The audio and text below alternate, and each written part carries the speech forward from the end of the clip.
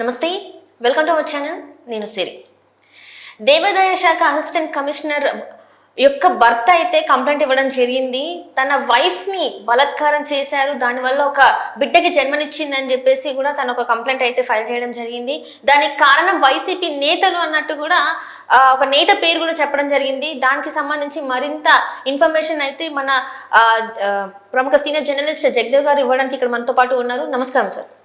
Sir, ఇప్పుడు చూస్తుంటే ఒక ఏమంటారు, ఒక వైసీపీ నేత వల్ల తన వైఫ్కి కడుపు వచ్చింది, దానివల్ల ఒక బేబీకి జన్మనిచ్చారని చెప్పేసి ఒక అతను అయితే ఒక ఏమంటారు కంప్లైంట్ ఇవ్వడం జరిగింది. సో ఏంటి అసలు దీని వెనకాల ఉన్న స్టోరీ ఏంటంటారు? ఇది అటు తిరిగి ఇటు తిరిగి ఇప్పటికే వైసీపీ చాలా ఇబ్బందుల్లో ఉంది. గవర్నమెంట్ పోయిన తర్వాత వైసీపీ నాయకులు చాలా ఒక్కొక్కరుగా కొన్ని స్కాములు ఇరుక్కుపోతున్న నేపథ్యంలో ఇప్పుడు విజయసాయి రెడ్డి గారి పేరు తెర మీదకి వస్తుంది.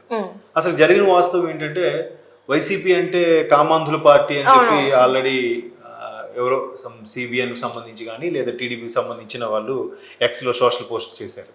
అయితే ఇక్కడ క్షుణ్ణంగా పరిశీలిస్తే మనకు అర్థమవుతుంది ఏంటంటే, అసలు జరిగింది కథ ఏమిటి, ఎందుకు వీళ్ళ పేర్లు తెర మీదకి వచ్చాయి, ఇది నిజంగా విజయసాయి రెడ్డి గారి పనేనా కాదా అని ఒకసారి పరిశీలిస్తే మనకి ఇక్కడ రిటర్న్గా రాస్తున్న ఒక కంప్లైంట్ ఉంది. ఇదేంటంటే, మణిపాటి మదన్ మోహన్ అనే ఒక వ్యక్తి, అతని భార్య గత ప్రభుత్వంలో దేవాదాయ శాఖలో అసిస్టెంట్ కమిషనర్ ఆవిడ. సో ఆ అసిస్టెంట్ కమిషనర్తో అతనికి పెళ్ళి అయింది మన మదన్ మోహన్ అనే వ్యక్తికి. సో తర్వాత ఆయన వృత్తిరీత్యా లేదా వ్యాపార రీత్యా విదేశాలకు వెళ్ళిపోయారు, యుఎస్లో. సో ఆయన ఎప్పుడు 2022 జనవరిలో వెళ్ళి మళ్ళీ సెప్టెంబర్లో వచ్చారట. వచ్చేసరికి ఆమె కన్సీవ్ అవడమో లేదా బిడ్డ పుట్టడమో ఏదో జరిగితే ఈయనకి డౌట్ వచ్చింది, నేను లేను, మేము ఇద్దరం కలవలేదు, బిడ్డ ఎట్లా పుట్టిందనే దీని మీద సంథింగ్ ఈయనకి ఏదో డౌట్ వచ్చి ఎంక్వైరీ చేస్తుంటే ఆమె ఏం చెప్పట్లేదు. సరే అని ఇంకా టార్చర్ స్టార్ట్ చేశాడు ఆమె మీద. ఏంటి అసలు ఏం జరిగింది అంటే, ఆవిడ కొన్నాళ్ళు ఏం చెప్పిందంట, లేదు మనిద్దరం కలిసినప్పుడే నాకు కన్సీవ్ బాబు పుట్టింది అన్నంట. మనవాడికి ఇంకా డౌట్ క్లారిఫై అయ్యాక లేదు అని అంటే, లేదు మనకు అసలు కలగట్లేదు కదా, నేను ఐవీఎఫ్ ద్వారా పెట్టిన కన్నా అని చెప్పింది. సో అది కొన్ని నెలలు జరిగి మళ్ళీ డ్రాగ్ చేసి మళ్ళీ ఇష్యూ చేస్తే విజయసాయి రెడ్డి గారి వల్ల దాంతో చనువుగా ఉండడం వల్ల నేను ఆయనతో కలిశాను అన్నట్టుగా ఏదో చెప్పింది. అంటే అంత విజయసాయి రెడ్డి గారు అంటే ఎంపీ, అంత నేము ఫేము ఉన్న వ్యక్తికి ఎట్లా ఒక్కసారిగా అలాగా బ్లేమ్ చేసేస్తారు అని అంటే సంథింగ్ ఏదో తెరవైన కథ ఉంది. సో దాన్ని చూసిన వాళ్ళు కూడా మేబీ వైసీపీ వాళ్ళందరూ, ఎందుకంటే గతంలో అంబటి గారు కూడా ఇటువంటి ఆరోపణలు ఎదుర్కొన్నారు. తర్వాత ఆయన మన రాయలసీమ ఎంపీ సిఐగా రిజైన్ చేసి ఎంపీ అయ్యారు కదా, ఆయన కూడా ఇటువంటివే ఎదుర్కొన్నారు. సో ఇలాగ చాలామంది ప్రజాప్రతినిధులు అమ్మాయిలు వలలో చిక్కుకోనో లేదంటే అమ్మాయిల మీద వ్యామోహంతోనో ఉమెనైజర్గా మారి కొన్ని ఆరోపణలు ఎదుర్కొంటున్నారు. అది వాస్తవం కాదు పక్కన పెడితే, ఇక్కడ ఈ అసిస్టెంట్ కమిషనర్ అయిన శాంతి కలింగిరి అని ఆవిడ విజయసాయి రెడ్డి గారి పేరు చెప్పారంట. మరలా కాదు, ఇది విజయసాయి రెడ్డి పేరు అంటే ప్రభుత్వం వైపు ఉన్నారు, పైగా ఆయన పెద్ద ఎంపీ, పైగా జగన్మోహన్ రెడ్డి గారి పార్టీలో నెక్స్ట్ కేటగిరీలో ఉన్న వ్యక్తి, ఆయన మీద ఆరోపణలు చేయడం అంటే ఏంటి అని అట్లా ఇట్లా తిరిగితే అప్పుడు మళ్ళీ అసలు ఈవిడ ఎక్కడ బిడ్డకన్నది ఏంటి అని వైజాగ్ హాస్పిటల్ ఎక్కడ వెళ్ళి ఎంక్వైరీ చేస్తే అసలు విషయం ఇంకో ఎవరి పేరో చెప్తుందంట. సో ఆ వ్యక్తి కూడా రెడ్డి సామాజిక వర్గానికి చెందిన వ్యక్తి, అతను కూడా మేబీ వైసీపీకి చెందిన వ్యక్తా లేదా వైసీపీకి చెందిన వ్యక్తి కానప్పుడు ఇట్లా ఆ సామాజిక వర్గం చెందిన వ్యక్తా ఏంటా అనే దాని మీద డౌట్స్ వస్తున్నాయి. మొత్తం మీద ఆయన ఒక రిటర్న్గా కంప్లైంట్ రావడం అయితే చూసాం. అంటే ఇక్కడ విజయసాయి రెడ్డికి ఇంకా తనకైతే సంబంధం లేదు, కానీ తెర మీదకి మాత్రం విజయసాయి రెడ్డి గారి పేరు వస్తుంది. ఇప్పుడు ఇవాళ రేపు ఎట్లా అయిపోయిందంటే, సోషల్ మీడియాలో కూడా కొన్ని రకాల కథనాలు వస్తున్నప్పుడు మన మిత్రులు కూడా అరే ఎక్కడో ఏదో న్యూస్ చూసేనే సోషల్ మీడియాలో అది నిజమేనా అన్నట్టుగా అడుగుతున్నారు. అంటే ఇట్లాంటివి ఇవి వాస్తవాలా పుకార్లా అనేది పక్కన పెడితే, ఇప్పుడు విజయసాయి రెడ్డి అనే వ్యక్తి కూడా వైసీపీకి చెందిన వ్యక్తి, కానీ ఇంతవరకు అతని మీద ఇటువంటి ఎలిగేషన్స్ ఎప్పుడు రాలే. ఆయన చాలా మేధావి, ఒక గ్రేట్ ఆడిటర్. ఆ తర్వాత జగన్మోహన్ రెడ్డి గారి తరఫున పార్టీలోకి వచ్చారు, పార్టీలో కూడా నెంబర్ 2 స్థానంలో ఉండి చాలా రకాలుగా మొన్న నెల్లూరు తరఫున పోటీ చేశారు. అఫ్కోర్స్ ఓడిపోయారు అనుకోండి, వేరే విషయం. సో అంత ఆ స్థాయిలో ఉన్న వ్యక్తిని ఆవిడ పేరు వాడుకుందంటే సంథింగ్ బిహైండ్ దే అనే అనుమానాలు కూడా ఉన్నాయి కొంతమందికి. బట్ ఆవిడే మళ్ళీ ఒప్పుకుంది, విజయసాయి రెడ్డి గారు కూడా కాదు, లాస్ట్ లో ఇంకో పేరు కూడా మెన్షన్ చేసింది ఆవిడ. ఇక్కడ విజయసాయి రెడ్డి గారి పేరు మెన్షన్ చేస్తూ తర్వాత వేరే XYZ లాస్ట్ లో పోతిరెడ్డి సుభాష్ అని చెప్పి ఏదో చెప్తున్నారు ఆవిడ. సో ఇట్లా అసలు ఆవిడ అసిస్టెంట్ కమిషనర్ స్థాయిలో ఉన్నటువంటి చాలా తెలివైన ఆవిడ ఎందుకు ఇట్లా అటు తిరిగి ఇటు తిరిగి ఇలా చెప్పడం.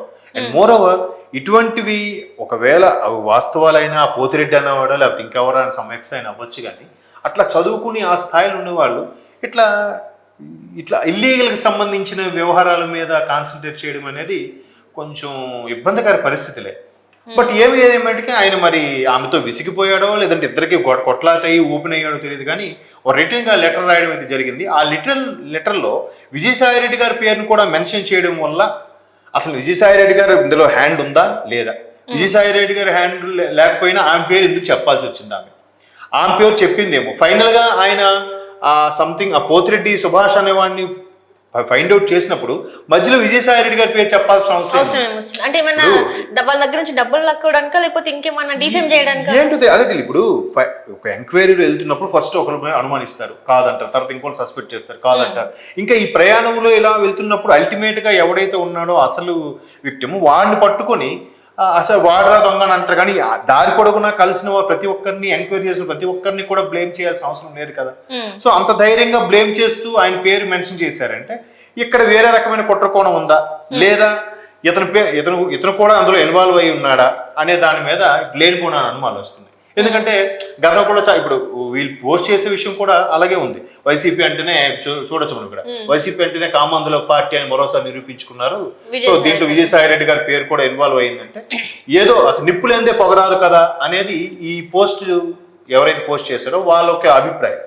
కానీ ఇక్కడ విజయసాయి రెడ్డి కాదు, అల్టిమేట్ గా వేరే పోతిరెడ్డి సుభాష్ అనే పేరును మెన్షన్ చేయడం కూడా ఒక రకంగా ఇతను ఇరికిద్దాం అనుకుంటున్నారా లేదా నిజంగా ఇతని హ్యాండ్ ఉంది లేదా ఇతనికి భయపడి ఇంకో పేరుని మెన్షన్ చేశారా, లేదంటే గతంలో ప్రభుత్వం స్ట్రాంగ్ గా ఉన్నప్పుడు ఇప్పుడు ప్రతిపక్షం కూడా హోదా లేదు బట్ అయినప్పటికీ వాళ్ళు బాగా స్ట్రాంగ్ గా ఉన్న పర్సన్స్ కాబట్టి తర్వాత పెద్దవాళ్ళతో పెట్టుకుంటే ఇష్యూ రైజ్ అవుతుందని చెప్పి ఆ పేరుని మెన్షన్ చేస్తూ మళ్ళీ స్కిప్ చేసి వేరే పేరుని మెన్షన్ చేశారా అనేది తెలియదు. అంటే ఇక్కడ మీరు అన్నది ఏంటంటే నిప్పులంది పోరాదని మీరు అన్నారు కాబట్టి అంటే ఎక్కడొక దగ్గర అయితే ఈయన ఇన్వాల్వ్మెంట్ ఉంది అని చెప్పేసి మీరు అంటారు.